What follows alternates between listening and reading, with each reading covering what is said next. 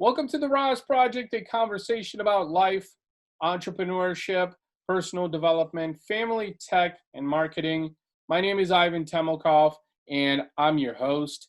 On this podcast, you will gather 100% real, raw, and unfiltered, life-changing advice to level up in every aspect of your life and business and help you reach your goals and dreams. Ladies and gentlemen, I have a doozy of an episode today. I'm excited to have Bryan Clayton with me today, who is the CEO and co-founder of GreenPal, an online marketplace that connects homeowners with local lawn care professionals. GreenPal has been called the Uber of lawn care by Entrepreneur Magazine and has over 100,000 active users, completing thousands of transactions per day. Before starting GreenPal, Bryan Clayton founded Peachtree Inc., one of the largest landscaping companies in the state of Tennessee, growing it to over $10 million in annual revenue before it was acquired by Lusa Holdings in 2013.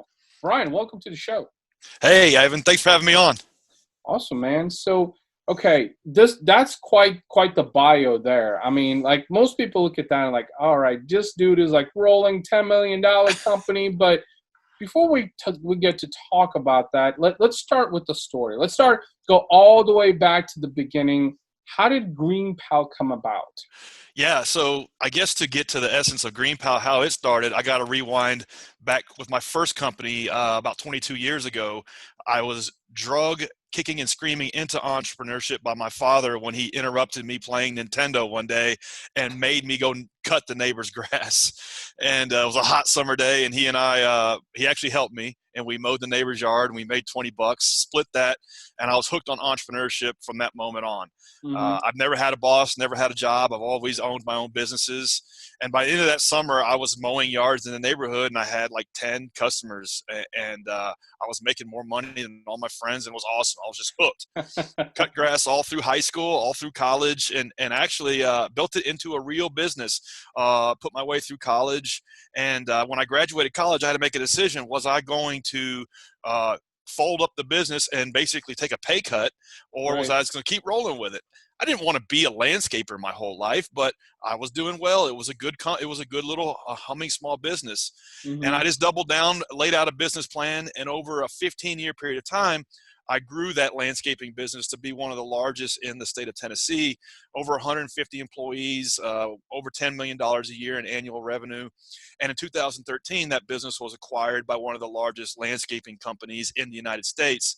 And so I took that business all the way from just myself and a push mower to 150 people, learned a lot about building companies, this just through trial and error and doing things the wrong way for so long, and saw that thing all the way through. Yeah. Then after that, became obvious to me what the next company should be. I saw what Airbnb and Uber and Lyft were doing for ride sharing and hotel accommodations. And I just knew that GreenPal needed to exist, which is basically like the Uber for lawn mowing. Yeah. Yeah. You know, what's really interesting of how that chain effect happened, like you said, all the way back to, you were mowing the lawn in the neighborhood and making money, right? So like most people can't fathom that, because I think too many entrepreneurs nowadays are so hyper focused on building a business than actually like working on the business itself, that they forget that, at the end of the day is you got to have, a passion, you got to have a purpose, what you're doing, you got to truly enjoy it, because at the end of the day, it's not worthwhile if you're not doing it. So was that what it felt like to you when you were like, first lawn you mowed and like, shit, I made $20, $40, $50, a few $100, and like, holy fuck, like I'm making more money. So what did that feel like in the beginning? It felt really good. It felt good to be in charge of my own destiny and chart my own course. There's a lot of downsides too. You don't have the safety net, and I learned how to deal with that early on. But for me, like my businesses are always like the vehicle for my personal development.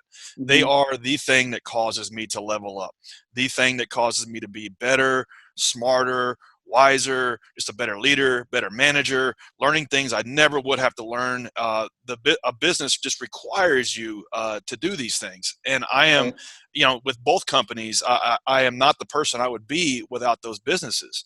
And so the marketplace, doesn't matter what business you're in, is just a relentless, ruthless feedback machine, telling you Yeah. where you suck, telling you what you need to work on, both in your business and you personally. And so for me, and that's why I started my second business, because when I sold my first one, I kind of got bored and I got sloppy, Right.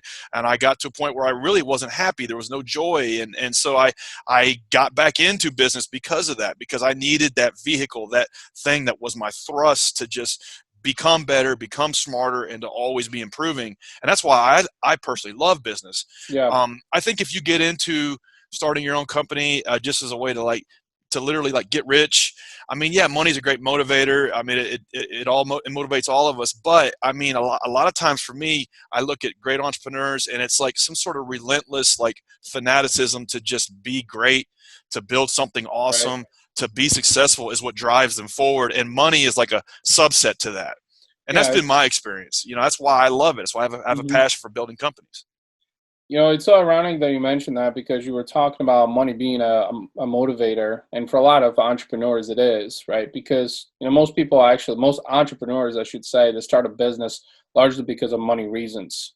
They might be struggling, in the current job, or that they're not getting paid enough, or they don't have a job, and they Right. think that starting a business is a good avenue. It's a good approach to make something, but you said something else that you're I don't know, person 1,500,000, that I said this is that money in itself, is not the determination of success, because most people can't really define what success looks like for them.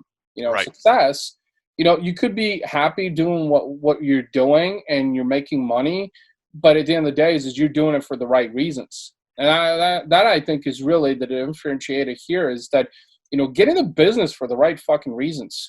Don't get Yeah. into it for money, because I sure as shit know a lot of people who made a pile of cash and they're unhappy as fuck. Yeah, that's very true.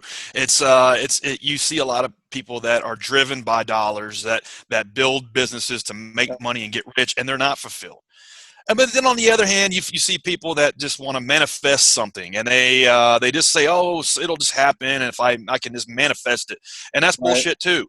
And so really, there's like a healthy dose of both. Like you have to be numbers driven. You got to be fanatical about this stuff. You have to be a hustler, but also you have to have that balance of understanding that money is not the destination. Because if you make it that, Right. you may not ever be successful. Even if you do get there, you're not going to be fulfilled by it. And so that's something that I've always struggled with building and selling my first company and now my second, Yeah. is to have that healthy balance of the money side, but also like the passion side, and combining the two. I don't think it's or, I think it's and. I think you can have both, and a good healthy Right. dose of both can be like a sustainable, like healthy diet to get there, to get from like starting from scratch, which is so damn hard, to like leveling up every single little problem. Yeah. Like business is like a video game. Like every level, like there's just a new set of challenges, and Yeah. it never ends. And so like you're going to have to be able to run that marathon. And if money is the only fuel that you have in your gas tank, you're going to burn out quick emotionally. You know, so a couple of things you said, and the last one I wanted to touch upon, you said business is like a video game. So, growing up, I used to play, Sega Genesis. I used to have an Yeah. Atari way back in the day. And you know what? I remember my parents specifically like criticizing, saying, "What the fuck are you doing playing video games? Go do your homework or something." And nowadays, you see people that are making six figures or more with video games, and suddenly it's like, wait. So Who's over the laughing last now? 20, 30 years, it has come about the realization that video games is actually about strategic thinking. Right. And so, because when you think about it, it's just like RPG games, right? For example, the Absolutely. reason why people play them so much is because it's critical thinking. I personally actually didn't know this, but like now that I'm an avid entrepreneur, running my own business and such, like I'm realizing like, holy shit, I should have played more fucking video games. I should have paid attention to what anybody else said. Yo, You know? Elon Musk plays like an hour of video games a day. So like, I mean, who can talk shit about that? Well, that's just it. That's just it. And actually, the other thing that I wanted to talk about, because you said fulfillment, Like you said, you struggle with that fulfillment. I think a lot of entrepreneurs, struggle with fulfillment. Like they almost feel like, okay, is it gonna hit me today? Am I gonna wake up and like realize what that fulfillment is? What was that for you? How did you figure that out for yourself? Yeah. So for like to use like a metaphor, for me, it's kind of like business is kind of like if you're taking a hike through nature and you notice like a stream that is like dammed up and it just smells like crap and there's like trash in it and stuff like that, and it's not moving, Right, and it's not a fun place to be around. Whereas a stream that's flowing through, it's like vibrant, there's fish in it, and it's just like you would just sit by there and just hang out. Like for me, business is the thing that causes me to keep driving forward, to keep like that river of life flowing through, to always be setting new objectives and like conquering them, and like making my product or my service better and better and better, just because that brings me joy and delight. So that kind of clicked for me, I guess, about year 8 or 9 in my first company, when I just saw like us expanding and us doing well. And I say us, like my team, my company. I had like 100 people at that point, and that's where it got to be really fun. Was that this was no longer just about me. This was about all of the people that benefited from the company, right, that benefited from the company's prosperity, because they would get pay raises, or they would get more opportunities to go from just like grass cutter to crew foreman to like mid-level right. manager to like department manager to like a branch manager. Like I was part of something that was creating these opportunities for these people, and that's what got to be a lot of fun. Like unlocked the next level in the video game, to use that Right. metaphor. It's like that stuff doesn't exist in level 1, but like maybe level 9 or 10 in the video game it does, and that's when it really becomes fun. You just got to grind it out to get to that point. One thing that I 100% agree with that, and there's so much that I actually want to elaborate upon that. First of all, you were talking about the nature hike example. Like when you go out and you see the stream and you see trash and shit. Like, what are most people going to say to that situation? They're going to say, I don't want to be near this site, right? It's trash, it's polluted, it smells, Right, right? it's You don't not want to be flowing. there. But what is really business about? It's about solutions. It's about Right, solving problems, right? right, So the entrepreneur looks at that and says, "Holy shit! Like there's an opportunity right there. I can clean this place up." right. Right? Exactly. Most people are gonna move away because they want no association of it, and that's the difference. I think is just that, and I think that's in part what, like, the reason I asked the question about fulfillment is that you realize that you were serving a purpose, you were serving a need in the marketplace. There was a void, and you were creating that solution. But then, and I actually want you to elaborate upon this, is when you said you had 100 people at that point, right, that you were employing, that becomes much bigger than just you, because now you're actually employing people. You're paid salaries. You're helping put food on the table for other people, keep Right, the lights on, take care of their families. right. What did that feel like? Like, what was the mindset when you went from, like, okay, fulfillment, holy shit, I got all these employees. What was going through your mind at that time? Yeah, so I think for every good business owner, every good entrepreneur, like the business is like them and scaffolding around them, and it's an extension of who they are. And that's Hmm. how I've always treated my businesses. Like this company is just part of me, 7 days a week, 24/7. It's a manifestation of who I am. And so like that's a very powerful thing. It's a very fulfilling thing to feel that. But then then the gravity sets in, and he's like, holy crap! Like if I screw this up, there's like 10, 20, 30, 40 people who are going to be out of a job who really need this job, especially depending on what economic times you're in. Yeah, We're in one right now. And so like that is like a new like responsibility that is set onto you that it's hard to describe in words. For me, it scared the shit out of me.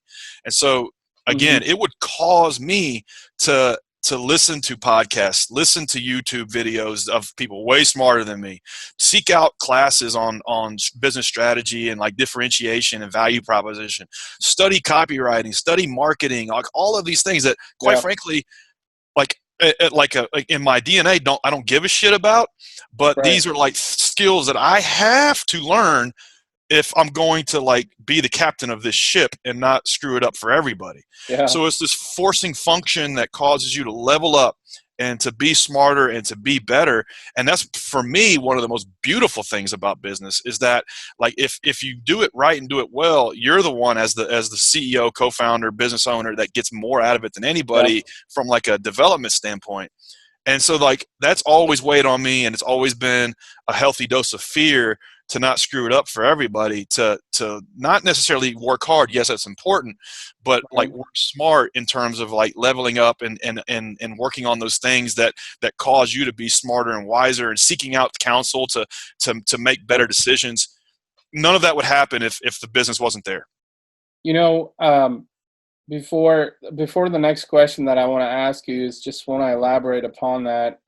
So you're the epitome of the lifelong learner. What I've heard from, well, multiple successful people is just that the most successful people on the planet are lifelong learners. They never stop learning. They understand the nuances of that, not just from a relevance standpoint, or even real time of what's happening in the world and the marketplace, but for the fact that, like you said, there's always a way to level up. And being a Absolutely. lifelong learner, you can always learn something new. You're not perfect. And Absolutely. the fact that you realize that as a CEO is why that makes you that's why it makes you the captain of the ship, the most valuable person in the company, because you're constantly leveling up, you're constantly learning, you're constantly finding new ways to keep leading forward. That's what a true leader does, right? For me, yeah, and I agree with everything you're saying. And like, I think who's the best at this, like the best embodiment of this, is Mark Zuckerberg. Love him or hate him, Yeah, this dude was 25 years old, running a multi-billion-dollar company and doing it well, yeah, whether you agree with their ethos or not. And it's because like one of his personal philosophies is like, don't be a know-it-all, be a learn-it-all. And that dude like would just soak up as much information as he could from so many smart resources around him, and then like codify it into his philosophy. And that's why he's just so effective as a CEO. And like yeah, at a much smaller scale, that's what I try to do. I try to have that philosophy in my life, to understand, okay, like you want to be a learn it all, don't be a know it all. The other humbling thing that happens is, as you learn more in like this like circle of knowledge gets bigger, the outer surface of that circle gets bigger, and then you yeah, realize how much shit you don't know. And then you become humbled. Like if you don't know a whole lot, you feel pretty yeah, smart. And I've been there. Like I've been there for years in my life, where yeah, you just kind of stay stuck, and you're happy with your like body of knowledge, and you don't seek out a lot of new information streams, and you just kind of stay there, and you're happy, and you think you're comfortable, you think you know a lot. But as you learn more, that you're exposed to more, and you realize how much you don't know, and then that kind of reinforces it to understand, okay, yeah, you have to continue to learn, you have to continue to level up, or else you're going to get left behind, and you're certainly in the marketplace. right, Like if one misstep, one bad quarter, one bad year, it's lights out. And we're seeing it right now. Businesses that have gone into this COVID crisis that weren't healthy, aren't going to make it. And so as the CEO, as the business owner, that's your job to be constantly leveling up, constantly yeah. learning, so you can steer the ship through times like we're in right now. Yeah, absolutely. 100% agree with that. I want to go back to, so we're talking about fulfillment, which is really important. Talking about purpose, obviously talking about, making the right choices and always leveling up.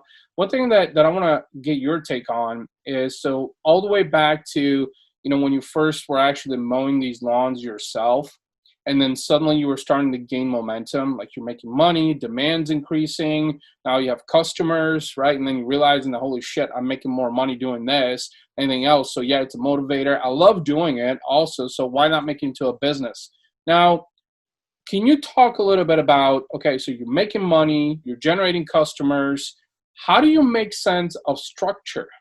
Like, how did you go about like figuring out, okay, well, I got to structure this as a business, right? Because Yeah, Uncle Sam wants to know how much fucking money I'm making and how much yeah, taxes I'm going to pay them. yeah. Oh, and by the way, I need to learn about, staffing and employees and benefits and salaries and blah, blah, blah, and all this. Like, talk about that, because I think a lot of entrepreneurs don't understand, like, that's probably one of the toughest parts. And how did you go about it? Yeah, that blocking and tackling in the early days. If you've never done it before, it's Mhm. something you got to learn on the fly. Not only are you having to do whatever it is your business does, but you got to learn all this other stuff on while you're doing it. If you do it wrong, it could be the difference between life and death. And so for me, this is way back in like late '90s, early 2000s. Yeah.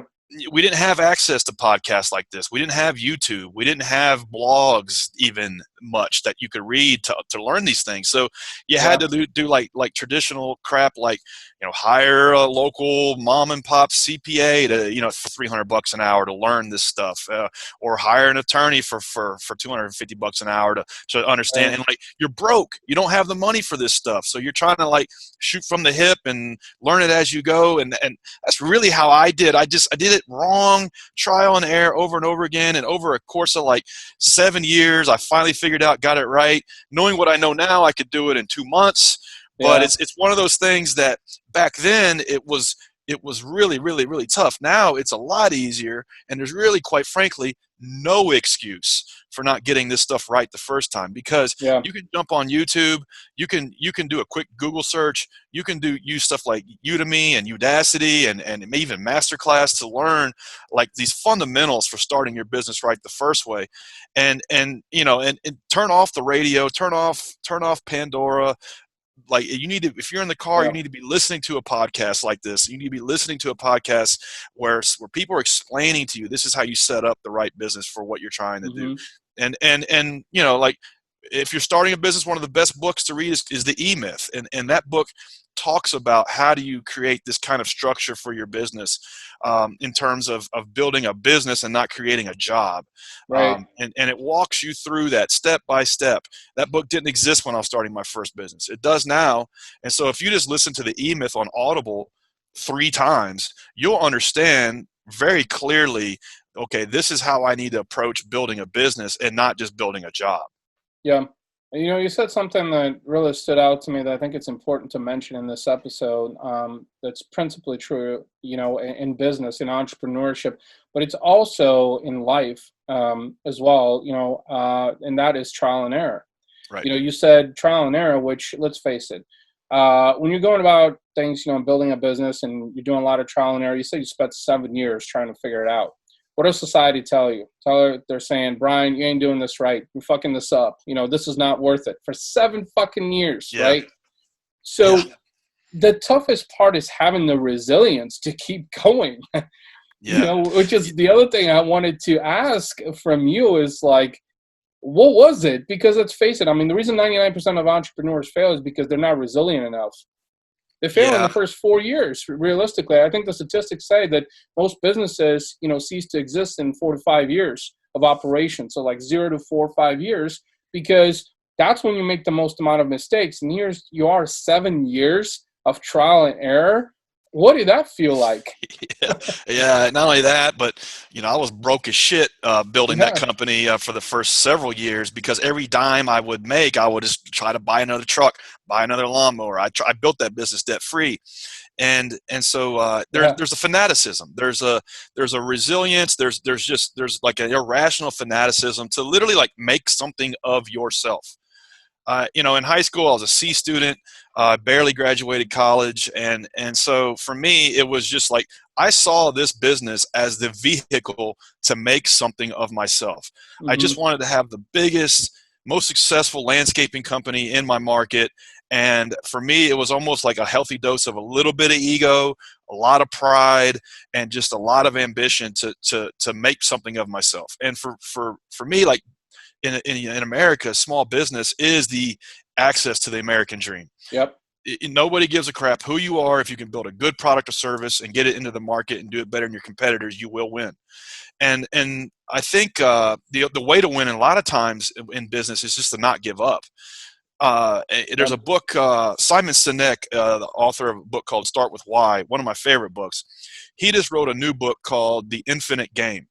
And I haven't read it yet, but I'm going to read it. But one of the back of the book synopsis of that book is that the way to win is to not give up.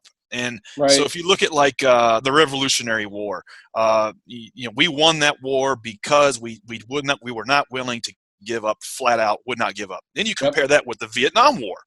Very different. We had a entry and an exit strategy, and like a cost containment, and like a a casualty containment kind of method, and you saw what happened there. So it's like, the way to win in business is to not give up and to have that like irrational fanaticism of wanting to achieve success because of some sort of higher reason, higher purpose, Right. other than money. Money is a part of it, but other than that, and it could just be flat out like, you just have something inside of you, like an ego that you want to fulfill, and like business is the pathway to that. Yeah.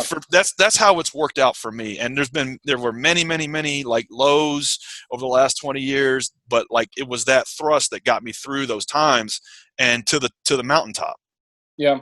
That was a really good example that you were saying about not giving up, and honestly, I've met too many people who have given up too soon. People that thought that they were determined, they'll go in 3 months, 4 months, 5 months, maybe a year, and then they just throw in the towel. And this is just it. Is just I wholeheartedly 100%, agree with you, because I'm an immigrant. I came to this country 26 years ago when I was 14 years old, and you were talking about small business being the vehicle to the American dream, which I wholeheartedly believe. But let's Absolutely. face it, when you're starting a small business, you're being scrutinized. You're being dramatized. You're being called names. You're being told that this is never going to work. You're getting, a lot of backlash. Absolutely.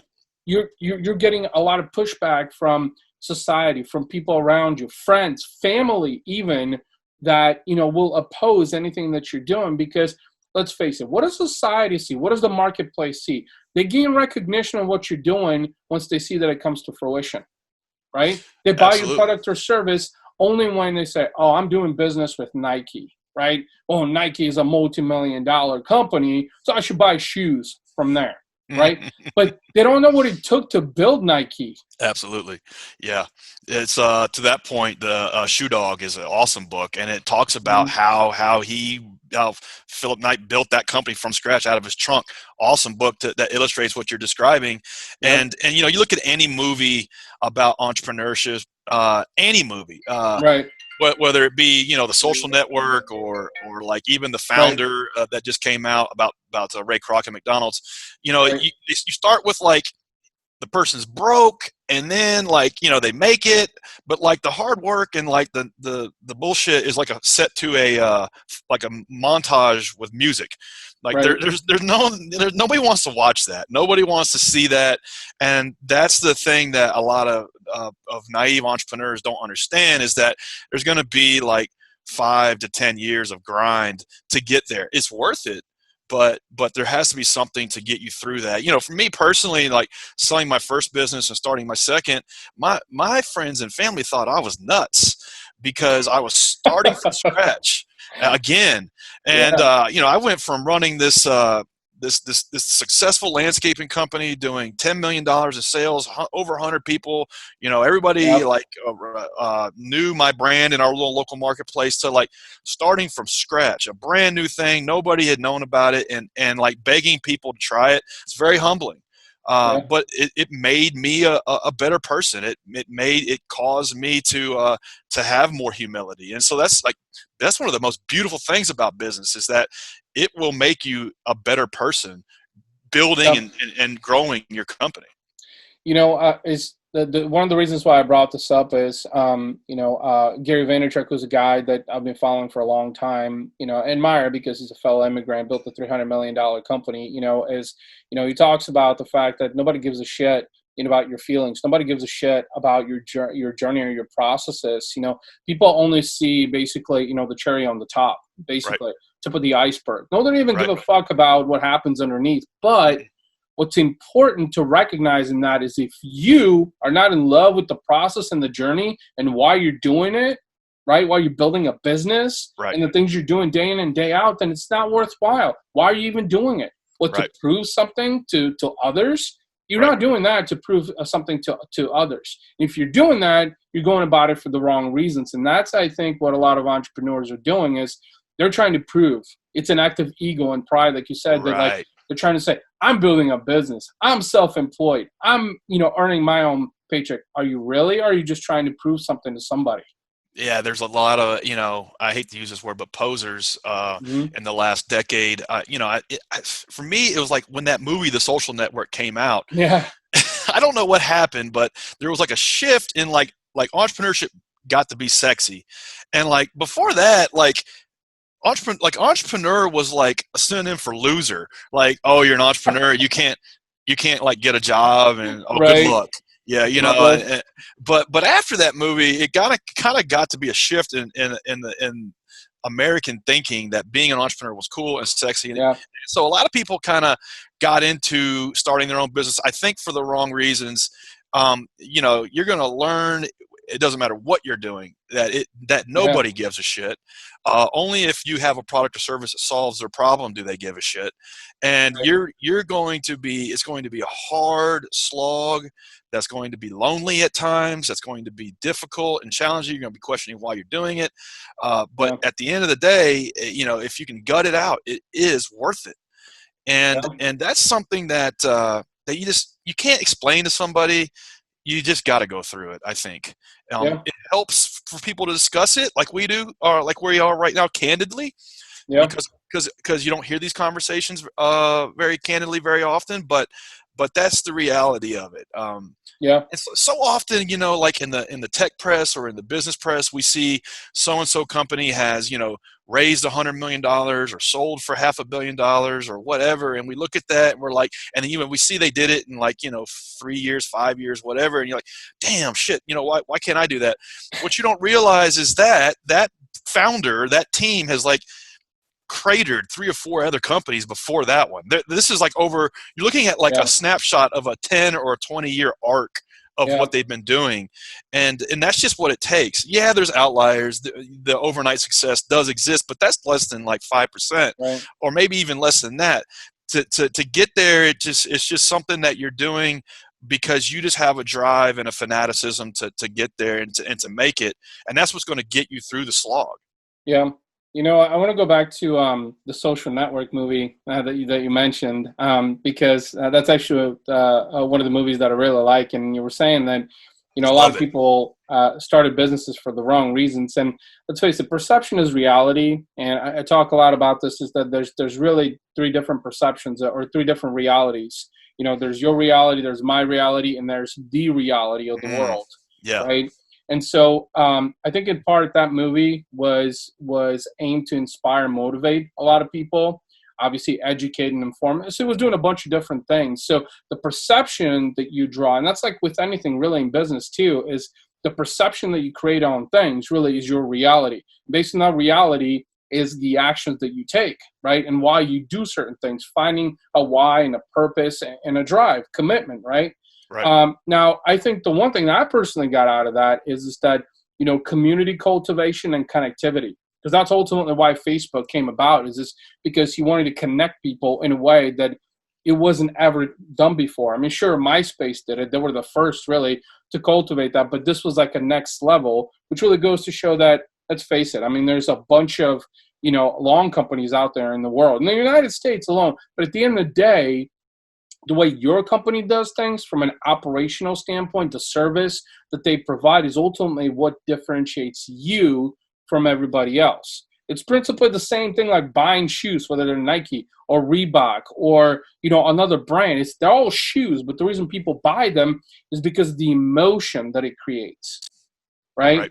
And so I wanted to talk about the Social Network for a minute because it is about perception. And perception is reality and the way people draw conclusions from different things. Now, one thing that I before we wrap things up, that I wanted to get your take on is, so obviously you've been in business for quite a while now, 2 companies.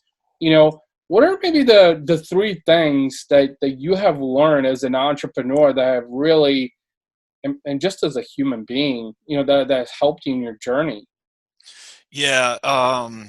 Going back to perception reality, Mm-hmm. and something that is like universal in every business, it's trying to close the gap between your perception as the business owner and the reality of what's going on.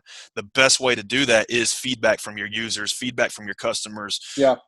That is like the universal, like fundamental, like way to get through those times where you think it's X, but it's actually Y. And so Mm-hmm. for us, like for me, when we started GreenPal, we have live chat inside of the software, and it will buzz us 7 days a week, 24 hours a day. People pissed off about something that it wouldn't do, or what they thought it should do, or what they wanted to do. And Okay. like that feedback was what helped us close perception and reality. Like, we thought we were solving this problem, but we're actually supposed to be solving this problem. And so it sounds like a simple thing, but most business owners don't do it. They don't take the time to talk to their customers, talk to their users, because it hurts. It's, Right. a lot of times, the feedback hurts. We take it personally, but the reality is that that's the thing that can be the thrust for your success. I have a friend, and we go to lunch a lot, and man, every time I go out with him, like, he wears the server out. He's always like complaining and letting them know like the food's cold, or like there isn't like the ketchup on the table or whatever. And like, Yeah. and if for me, when I go to a restaurant and the service isn't good, I don't say shit. I just sit Yeah. back. I just take it, and I never say anything. I just don't ever go back again. But my friend is Right. like totally different. He's constantly wearing them out. Like, he'll ask for the manager. Like, he will bitch and complain, and so it hit me the last time I hung out with him. It's like, if you have a restaurant, do you want you want 100 customers like me, or do Yeah. you want 100 customers like my friend? And the reality is you want my friend. You want him to come in. Like, he's a pain in the ass, but he's going to Yep. make your business better. He's going to cause you to understand the difference between your perception of your business and the reality of it. And so whenever you're getting this feedback, you're soliciting it, whether you're getting it voluntary or involuntarily, you have to look at it that way. Like, okay, this is the thing that's causing me to really understand what's going on, and this is the thing that's going to cause me to be successful. It's hard to do that. Consumers are more irrational and ridiculous than ever, Yeah. but that river of feedback and information is to me like one of the silver bullets of business. Yeah. No, that's really important indeed, is that feedback, that you were talking about.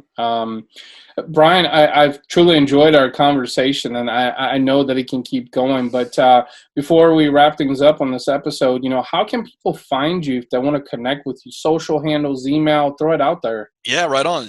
So if anybody doesn't want to waste their time cutting their grass, just download GreenPal in the App Store or Play Store. You get hooked up with a great lawn mowing service in less than a minute. Any business owners, entrepreneurs want to reach out to me, best way to get at me is just my email, Bryan, Bryan, @yourgreenpal.com. If you email me, try to put me on second or third base as to what your question is and what your business is, and I can give you my feedback based on my experience. And Twitter, Bryan M. Clayton, and be Awesome. happy to connect. Awesome. Brian, I want to thank you for the amazing conversation. Hey, Evan, thanks for having me on, man.